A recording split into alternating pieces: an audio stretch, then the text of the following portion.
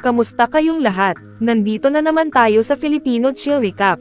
At ngayon, pag-uusapan natin ang isang sci-fi movie na tinatawag na Alita, Battle Angel. At bago tayo magpatuloy ay isa-shoutout muna natin si Jessa Cruz, Jomar Aid, Miriam Gayamo, Reyeng Ada Simbajon, Rosette Manaob, at marami pang iba. Maghanda na kayo dahil sa mga spoilers na darating. Taong 2563, malaki na ang pinagbago ng lipunan matapos ang isang matinding digmaan 300 taon ang nakalipas. Nahati ang sangkatauhan, ang mga nakatira sa Zalem, isang lumilipad na lungsod kung saan sila'y nabubuhay na parang mga Diyos, at ang mga nasa ibaba, na nagkakandarapos sa paghahanap ng paraan para mabuhay. Ang Zalem ay patuloy na nagtatapon ng kanilang basura sa lupa, kaya marami ang nagkalkaw sa mga itinapon na gamit, umaasang may makikita silang bagay na maaaring magamit o maibenta.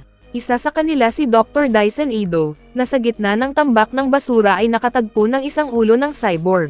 Agad siyang na-curious dito at dinala ito pauwi. Pagdating sa kanyang tahanan, sinimulan niyang ayusin ang cyborg at ikinabot ito sa isang bagong katawan, sa hanggaring muling buhayin ito. Makalipas ang ilang sandali, nagising ang babae at nagulat nang makita ang bago niyang katawan. Lumapit siya sa isang salamin at hindi makapaniwala sa kanyang hitsura. Bumaba siya upang makilala ang doktor, na labis ang tuwa nang makita siyang gising na. Kita rin sa doktor ang matinding pag-aalala sa kanyang kalagayan. Pinakain siya ni Dr. Edo matapos ang matagal na pagkakahimbing, ngunit nadiskubre nilang wala itong kahit anong alaala tungkol sa kanyang nakaraan, pati ang kanyang sariling pangalan. Sinubukan siyang aliwin ng doktor at ipinakita sa kanya ang paligid ng lungsod. Dito, napansin agad ng dalaga ang napakalaking lumulutang na istruktura sa itaas ng syudad. Agad siyang naintriga at gusto niyang makarating doon, ngunit ipinaliwanag ni Edo na wala ni isang tao mula sa ibaba ang pinapayagang makapasok sa Zalem, at ganito na ang batas sa loob ng 300 taon. Humiling ang dalaga na bigyan siya ng pangalan, kaya't pinili ng doktor ang Alita, isang pangalang tila mahalaga sa kanya noon. Habang naglilibot sa lungsod, nakilala ni Alita ang isang binatang nagngangalang Hugo. Agad siyang nagkaroon ng interes dito sa unang tingin, at ganun din si Hugo na namangha sa kanyang robotic limbs. Ipinangako ni Hugo na ipapakita niya kay Alita ang magagandang lugar sa bayan. Dinala siya ni Hugo sa isang sikat na laro sa lungsod na tinatawag na motorball, at sinimulan niyang turuan ito habang ipinapakilala siya sa kanyang mga kaibigan. Nagsimula ang unang laban, at mabilis na natutunan ni Alita kung paano gumalaw sa laro. Paikot-ikot sila sa arena, nagpapalitan ng opensa at depensa.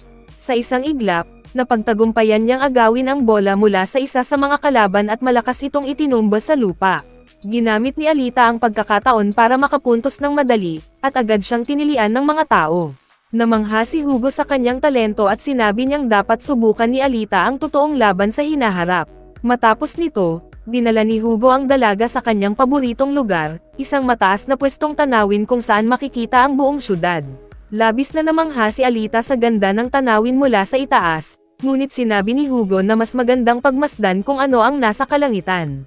Ibinunyag ni Hugo na pangarap niyang makarating sa Zalem, at gagawin niya ang lahat para matupad ito. Kinagabihan, hindi makatulog si Alita habang iniisip pa rin ang sandaling kasama niya si Hugo. Ngunit napansin niyang umaalis si Dr. Edo, dala ang isang malaking malita. Sinundan niya ito ng palihim upang alamin kung saan siya pupunta sa 10 oras ng gabi. Laking gulat niya nang makita ang doktor na nag-aabang sa likod ng pader, handang umatake sa isang babaeng tila walang kalaban-laban. Agad niya itong pinigilan upang hindi makapatay, ngunit biglang naglaho ang babae na parang bula. Maya-maya, lumitaw ang isang malaking lalaki mula sa likod at tinawag si Edo na isang hunter-warrior, bagay na lalong nagpalito kay Alita. Isa pang lalaki ang biglang lumundag mula sa bubong, sabay nagbanta sa kanila na may halong mala-joker na pag-uugali. Sinubukang lumaban ni Edo at naputol niya ang isang braso ng kalaban, ngunit mabilis itong nakabawi at pinatumba ang doktor sa lupa. Sa gulat ng lahat, lumundag si Alita at sinipa ng malakas ang kalaban hanggang bumagsak ito.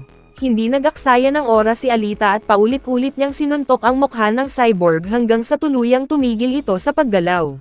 Muling lumitaw ang babaeng nakita nila kanina at inamin na isa rin siyang mamamatay tao. Mabilis niyang inatake si Alita gamit ang kanyang mga talam, desperadong putulin siya sa pira-piraso. Mabilis na tumalon si Alita upang umiwas, ngunit bigla siyang sinugod ng babae. Sa isang iglap, nagawa niyang kontrahin ang atake at itinulak ang kalaban sa pader. Pagkatapos, muling lumundag si Alita at sinipa ito sa ulo, dahilan upang mabali ang leeg ng babae at bumagsak ito sa lupa nang wala ng buhay. Biglang nagsalita ang malaking lalaki at ibinunyag na isa siyang higanteng makina. Sinubukan niyang suntukin si Alita gamit ang kanyang malakas na puwersa, ngunit mabilis itong naiwasan ng dalaga at agad siyang tumalon sa kisame. Sa isang mabilisang paggalaw, sumugod si Alita at malakas na sinipa pababa ang kalaban, dahilan upang maputol ang isa nitong braso sa isang bagsak. Dali-dali niyang kinuha ang martilyo ni Dr. Ido at tuluyang hinambalos ang malaking lalaki, pilit siyang itinutulak paatras. Sa huli, napilitang tumakas ang kalaban papunta sa mga imburnal. Dinala ni Alita si Ido sa collection center, kung saan ipinaliwanag ng doktor na sa halip na gumamit ng pulisya, mas pinipili ng mga factory owners na gumamit ng bounty hunters upang puksain ang mga kriminal na nasa kanilang listahan. Tinanong ni Alita kung bakit kailangang makisali ni Ido sa ganitong delikadong gawain. Doon niya nalaman na noon, nagkaroon ng isang anak na babae si Ido, isang batang nagngangalang Alita. Ngunit pinatay ito ng isang mapanganib na kriminal. Dahil sa matinding paghahangad ng hustisya, ginugol ni Ido ang kanyang buhay sa paghahanap ng taong responsable sa pagkamatay ng kanyang anak. Ito rin ang dahilan kung bakit iniwan siya ng kanyang asawa na si Chiren, dahil hindi niya matanggap ang labis na pagka-obses ni Ido sa paghihiganti. Samantala, si Chiren, ang dating asawa ni Ido, ay sinusubukang akitin ang isang lalaking nagngangalang Victor gamit ang kanyang alindog. Desperado siyang makabalik sa Zalem, ang lungsod kung saan siya nagmula. Ngunit sa halip na konkretong pangako, binibigyan lang siya ni Victor ng malalabong kasunduan. Sinabi nitong kung gusto niyang bumalik sa Zalem, kailangan niyang magbigay ng mas mahuhusay na mandirigma para sa kanyang motorball na paligsahan. Habang tumatayo si Chiren mula sa kama, napansin niyang may anino sa labas ng kanyang bintana. Ilang segundo lang ang lumipas, biglang may malaking lalaki na bumagsak mula sa bubong at bumangga sa kanyang silid. Ang pangalan ng lalaki ay Grushka, isang kriminal na nagtatrabaho para kay Victor at kay Chiren mismo. Ibinunyag ni Grushka na si Dr. Ido ay nagampon ng isang batang cyborg na siyang nag-iisang responsable sa paglipol ng kanilang buong grupo. Dali-daling sinubukan ni Chiren na kumpunihin si Grushka, ngunit biglang sumanib sa kanya ang isang mas makapangyarihang nilalang na nagsalita mula sa katawan niya mismo. Agad na nakilala ni Victor ang misteryosong boses, si Nova, isang makapangyarihang pinuno mula sa Zalem. Iniutos nito kay Victor at Chiren na patayin si Alita at dalhin ang kanyang katawan para sa isang eksperimento. Bilang kapalit, pinanggakwan ni Nova si Chiren na ibabalik siya sa Zalem, basta't susundin niya ang lahat ng kanyang utos. Samantala, dinala ni Hugo si Alita sa isang motorball match, kung saan nasaksihan niya kung paano magpatayan ang mga manlalaro sa laban para maagaw ang bola. Dito, nalaman niya na ang sino mang patuloy na mananalo sa laban ay may pagkakataong maging final champion at bibigyan ng pribilehiyang umakyat sa Zalem. Bago pa nila maipagpatuloy ang usapan, dumating ang mga kaibigan ni Hugo at sinabing may nangyari. Agad na nagpaalam si Hugo kay Alita at mabilis na umalis. Maya-maya, isa sa mga pinakamagagaling na manlalaro ng motorball ay biglang hinarang ng isang grupo ng mga kalalakihan at hinostage sa loob ng kanilang sasakyan. Sa pamamagitan ng dahas, pinutol nila ang sandata ng biktima at kinuha ito. Sa di inaasahang pangyayari, si Hugo pala ang leader ng grupo. Nagtrabaho siya sa ilalim ni Victor, nagpapadala ng mga sandata kapalit ng malaking halaga ng pera. Iniwan nila ang katawan ng motorball player kay Victor. Doon niya ibinunyag ang isang nakagugulat na katotohanan, walang sino man ang pinapayagang maging final champion. Dahil walang sino man ang maaaring umakyat sa Zalem. Kinabukasan, dinala ni Hugo si Alita palayo sa lungsod at naglakbay sila patungo sa kanayunan.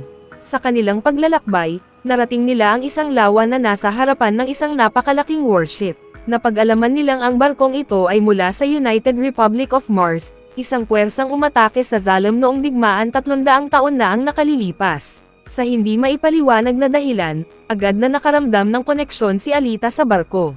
Tumalon siya sa tubig at sinubukang makapasok, umaasang matutuklasan ang katotohanan tungkol sa kanyang nakaraan.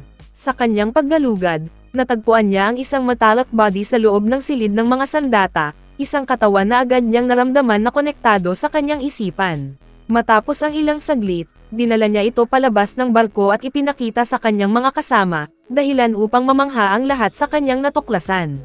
Hiningi ni Alita ang tulong ni Dr. Ido upang pagsamahin siya sa bagong teknolohiyang ito, dahil naniniwala siyang mas mapapalakas nito ang kanyang katawan at mas mapoprotektahan niya ang sarili laban sa anumang panganib sa hinaharap. Ngunit agad itong tinanggihan ni Ido. Ipinaliwanag niya na si Alita ay isang Martian Berserker, isang mandirigmang nilikha upang wasakin ang mundo noong panahon ng digmaan. Dahil dito, hindi siya maaaring pag-isahin sa bagong katawan, dahil natatakot si Ido na baka bumalik ang kanyang dating programming bilang isang mandirigma. Labis itong dinamdam ni Alita, hindi niya matanggap ang kawalan ng tiwala ng doktor sa kanya. Dahil dito, nagdesisyon siyang lumayo at hanapin ang kanyang sariling landas. Sa kanyang paghahanap ng kasagutan, nagtungo si Alita sa collection center upang magparehistro bilang isang hunter-warrior. Pagkatapos nito, nagpunta siya sa isang bar kasama si Hugo, kung saan nagkakatipon ang iba't ibang mga bounty hunters. Doon, sinubukan niyang humingi ng tulong laban kay Gruishka, ang halimaw na cyborg na muntik nang pumatay sa kanya. Ngunit imbes na tulungan siya, pinagtawanan lamang siya ng mga mangangaso, dahil wala sa listahan ng mga kriminal si Gruishka, malinaw na protektado siya ng makapangyarihang mga tao. Isa sa mga hunter-warrior, si Zapan, ay sinubukang insultuhan si Alita at hamakin ang kanyang kakayahan. Ngunit agad itong humantong sa isang labanan. Sa kabila ng pangungutya, napatumba ni Alita si Zapan at pinalipad ito sa kabilang dulo ng bar. Sinabi niya sa lalaki na hindi siya karapat-dapat sa kanyang espada, isang sandatang mula rin sa teknolohiyang Martian. Dahil sa gulong ito, naging agresibo ang ibang bounty hunters at sabay-sabay nilang inatake si Alita. Pinilit niyang ipagtanggol ang sarili, at nagkaroon ng matinding sagupaan. Sa gitna ng kaguluhan, dumating si Dr. Ido at agad na pinigilan ang laban sa pamamagitan ng banta na hindi na siya gagawa ng libreng repairs sa sinuman. Ngunit bago pa niya makausap si Alita, biglang bumukas ng malakas ang pinto ng bar, isang higanteng nilalang ang lumitaw. Siya ay walang iba kundi si Gruishka, ngunit ngayon ay mas malakas at mas armado matapos ang kanyang mga upgrade. Mabilis siyang sumugod at inatake si Alita gamit ang kanyang bagong mga sandata. Napilitang umatras si Alita upang umiwas sa kanyang mabibigat na atake. Habang pinagtatawanan ng halimaw ang dalaga, sinira nito ang sahig at tumalon pababa sa imburnal. Hinabol siya ni Alita hanggang sa makarating sila sa isang malaking underground structure na puno ng basura. Mabilis niyang hinarap ang halimaw at inalsa ang kanyang mga paa upang muling gamitin ang kanyang malakas na sipa. Ngunit hindi nito napinsala si Gruishka dahil sa kanyang bagong armor. Biglang inilabas ni Gruishka ang kanyang grind cutters, isang sandatang may kakayahang maglabas ng matatalas na mga blades na umiikot ng mabilis. Napilitan si Alita na tumakbo upang iligtas ang sarili, ngunit sa kabila ng kanyang pag-iwas, sinubukan pa rin niyang umatake. Sa isang mabilis na galaw, sinipa niya ang halimaw sa mukha, ngunit tila hindi ito naapektuhan. Dahil sa bagong sandata ni Gruishka, nahirapan si Alita na makalapit sa kanyang kalaban. Sa kanyang huling pagsubok, tumalon siya papunta kay Gruishka habang dumarating ang maraming umiikot na blades, ngunit masyadong mabilis ang mga ito at tinadtad ng matatalas na hiwa ang kanyang katawan bago pa siya makalapit. Habang nahihirapang bumangon, nilapitan siya ni Gruishka na may halakhak, handa nang tapusin siya. Ngunit kahit sugatan, hindi sumuko si Alita. Sa kanyang natitirang lakas, ginamit niya ang isang braso upang ilunsad ang sarili pasulong at inulos ng diretsyo sa mata si Gruishka. Sa sakit, napasigaw ang halimaw habang pilit niyang pinapala si Alita. Ngunit bago niya ito mapatay, dumating sina Dr. Ido at ang kanyang grupo. Sa kanilang pinagsamang lakas, napilitang tumakas si Gruishka, nadurog ang isang mata at sugatan ang katawan. Dinala agad ni Ido si Alita pabalik sa kanyang laboratorio. Sa puntong ito, hindi na niya matiis ang sakit na dinanas ng dalaga, kaya sa wakas, pumayag siyang pagsamahin si Alita sa bagong katawan ng Martian Berserker. Naging mas matagumpay pa ito kaysa sa inaasahan. Matapos ang operasyon, ipinakita ni Alita ang kanyang bagong lakas gamit ang Berserker Body, na kahit si Ido ay namangha sa kanyang kakayahan. Samantala, sa kabilang banda, napansin ni Nova ang kabiguan ni Gruishka. Dahil dito, nagpasya siyang gumamit ng ibang estratehiya upang matalo si Alita. Nakipagkita siya kay Hugo at tinanong ito tungkol sa kanyang kaibigan. Ipinangako ni Nova na dadalhin siya sa Zalem, kung matutulungan niya si Alita na sumali sa motorball games. Kinaumagahan, sinubukan ni Hugo na hikayatin si Alita na lumaban sa paligsahan, Sinasabing pwede silang mag-ipon ng sapat na pera upang pareho silang makapunta sa Zalam.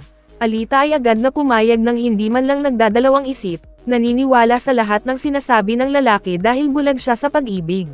Hindi nila alam na si Zapan ay palihim silang pinagmamasdan mula sa malayo at may balak gumanti sa kahihiyan na dinanas niya kanina. Kinagabihan, naghanda si Alita para sumali sa tryouts kasama si Dr. Ido, na nagpaalala sa kanya na mag-ingat dahil napakapanganib ng torneo. Sinabi naman ng dalaga na huwag itong mag-alala dahil tiwala siya sa kakayahan ng bago niyang berserker body. Sa kabilang banda, inutusan ni Victor ang lahat ng kalahok na patayin si Alita at nangakong bibigyan ng malaking halaga ang sino mang makakuha ng kanyang ulo. Pagdating sa stadium, inihanda ni Alita ang sarili para sa laro, ngunit napansin niya ang kakaibang tingin ng mga manlalaro at napagtanto niyang may hindi tama. Bigla siyang tinarget ng lahat at nagsimulang habulin, kaya napilitan siyang tumakas habang umiiwas sa kanilang mga pag-atake.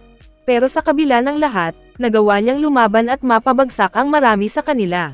Gayunpaman, hindi pa rin tumigil ang mga manlalaro sa pagtugis sa kanya, na parabang hindi na mahalaga ang mismong laro at ang tanging layunin ay ang kanyang kamatayan.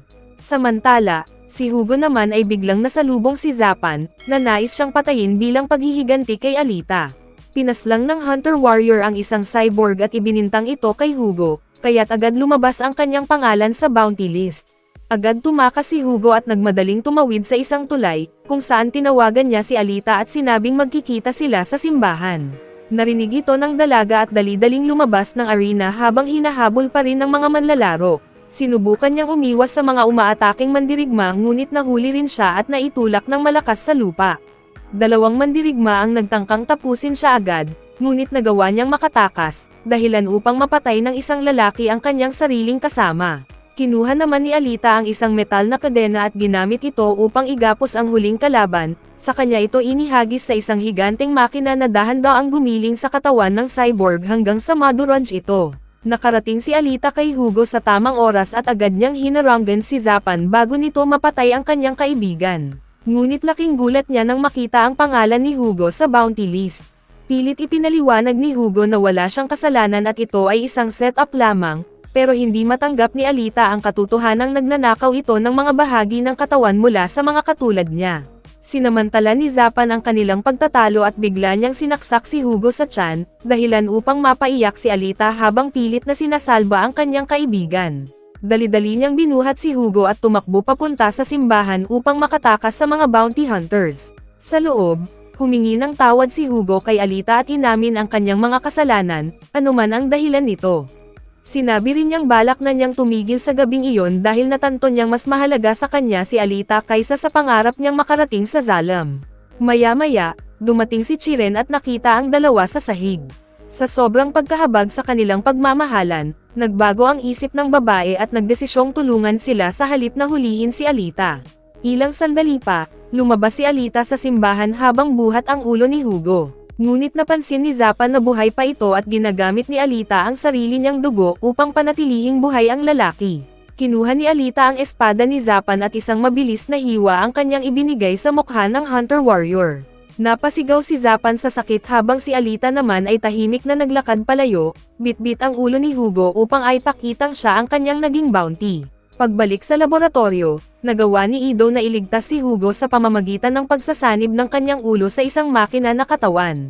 Ipinaliwanag niya kay Alita na niloko lang ni Victor ang kanyang kaibigan mula pa noong simula dahil wala talagang sino man ang makakarating sa Zalam maliban sa huling kampyon. Labis ang naramdamang pagsisisi ni Alita sa nangyari kay Hugo, kaya't nagpasya siyang gamitin ang kanyang kapangyarihan upang itama ang lahat. Agad siyang nagtungo sa apartment ni Victor upang ipaghiganti si Hugo, ngunit bigla siyang inatake ni Gruishka gamit ang grind cutter at tinamaan sa katawan. Sa kabila nito, mabilis na nag-repair ang kanyang berserker body, at gamit ang kanyang espada, winasak niya ang tentacles ng robot bago tuluyang hatiin ang katawan nito. Sa wakas ay tinapos na rin ang buhay ng mamamatay tao. Galit na hinarap ni Alita si Victor at inutusan siyang ipakita sa kanya si Nova. Biglang naging kakaiba ang kilos ng lalaki, namutla ito at nagbago ang kanyang mga mata na nagningning sa asol. Sa puntong ito, si Nova na mismo ang nagsasalita sa pamamagitan ng katawan ni Victor. Pinuri niya si Alita sa pagpatay sa kanyang mga tauhan at sa lahat ng kanyang narating, pero nagbabala rin siya na hindi tulad ni Alita, ang kanyang mga kaibigan at pamilya ay hindi immortal. Sa tindi ng galit, agad pinaslang ni Alita si Victor at binyantaan si Nova na huwag siyang maliitin. Pero sa halip na matakot, napangisi lang si Nova at sinabing sabik siyang makita ulit si Alita sa hinaharap. Biglang nakatanggap si Alita ng mensahe mula kay Ido, tumakas si Hugo at sinusubukang umakyat patungo sa Zalem gamit ang mga kawad. Mabilis na tumakbo si Alita papunta kay Hugo, na pilit umaakyat patungo sa lumilipad na lungsod. Sinabi niya sa lalaki na ito ay isang patibong na ginawa ni Nova upang patayin silang dalawa. Ngunit sagot ni Hugo, wala na siyang ibang mapuntahan, dahil may patong na ang kanyang ulo sa lungsod at ang pag-akyat sa Zalem ang tanging paraan para makaligtas. Hindi pa man natatapos ang kanilang pag-uusap, biglang na-activate ang defense ring ng Zalem at bumilis ang paglapit nito sa kanila. Sinubukan ni Hugo na talunin ito sa isang malaking talon, ngunit agad siyang nahati sa pira-piraso. Agad namang sumunod si Alita at sa huling sandali ay nagawa niyang mahawakan si Hugo bago ito tuluyang mahulog. Gayunpaman, dahan-daang nadurog ang braso ni Hugo. Bago siya tuluyang bumagsak, nagpasalamat siya kay Alita sa pagsadyap sa kanya, ngunit sa huli, wala na siyang nagawa nang bumitaw siya at tuluyang nahulog hanggang sa kanyang kamatayan. Napasigaw si Alita sa matinding pighati habang pinapanood ang pagkawala ng kanyang minamahal. Matapos ang pagkamatay ni Hugo, ipinagpatuloy ni Alita ang pakikipaglaban sa motorball games, at mabilis siyang naging pangunahing contender para sa huling kampyon. Sa gitna ng arena, habang umaalingaw-ngaw ang pangalan niya sa sigawan ng mga tao, itinaas niya ang kanyang espada at itinuro ito sa Zalem. Ipinahayag niya ang kanyang matibay na paninindigan na hanapin si Nova, habang ang baliw na siyentipiko ay tahimik na pinagmamasdan siya mula sa lumulutang na lungsod. Ano sa tingin nyo ang pelikulang ito? Ay comment nyo sa ibaba ang inyong opinyon. At kung nagustuhan nyo ang video na ito, huwag kalimutang i-like at mag-subscribe para sa mas marami pang recap. Kita-kits sa susunod na video.